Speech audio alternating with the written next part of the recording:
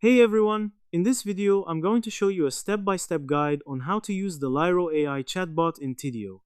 We're going to explore all the important sections, like the hub, data sources, Zendesk articles, sync products, suggestions, guidance, actions, and even the playground. So you know exactly how to set up a smart and helpful chatbot for your website. If you've been wondering how to make your chatbot answer questions accurately, interact with visitors automatically, and improve over time, this video is going to make it super easy to understand. So let's dive in and get started. What we first want to do is go to our chatbot section, as you can see. After that, it takes us to its default section, the hub, which is where you manage and monitor your chatbot conversation in one place. It shows you how the AI is interacting with visitors and lets you review messages or step in if needed. So basically, it's your main control center for tracking and improving your chatbot performance. So next thing I want to show you is our chatbot's knowledge. The first one is data sources. Data sources is where you provide the information your chatbot will use to answer questions. You can add things like your website content, product info, FAQs, or documents. The AI then reads and learns from these sources so it can respond accurately to visitors. The more complete and relevant your data sources are, the smarter your chatbot becomes. So this section is basically where you feed the AI the knowledge it needs to perform well.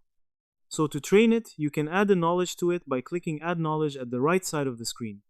You can add it in multiple ways, provided you can add by adding your website URL, or you can add it manually by writing the question and the answer both, or by uploading a CSV, or by uploading Zendesk article, which is a knowledge form article, stored in Zendesk.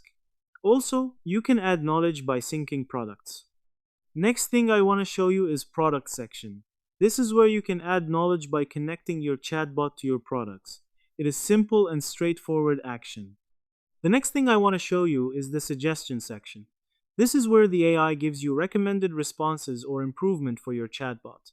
It helps you see how the chatbot could reply to certain questions before going live. Next thing is the behavior section. This is where you edit your AI's behavior or their tamper. Under the behavior section, there is a guidance section. This is where you set the rules and instructions for how the chatbot should respond. It helps you guide the AI's tone, style, and behavior when talking to visitors. As you can see, we can add emojis to make it more friendly, or we can add what to say in escalated conversation. You can give it an instruction on what to say. Next thing you have to know is the actions section. This is where you set what the chatbot should do after responding to a visitor. This could be sending a message, directing them to a page, or triggering a workflow. You can create one at the right side of the screen by clicking the button that says Create Action. And last but not least, the playground section. This is where you can test your chatbot before it goes live. You can type questions, see how the AI responds, and make adjustments if needed.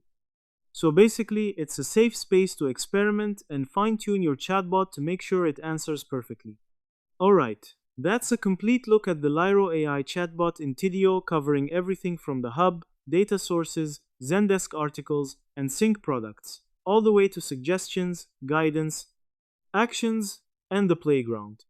Now you know exactly how each section works and how to use them to make your chatbot smarter, faster, and more helpful for your visitors.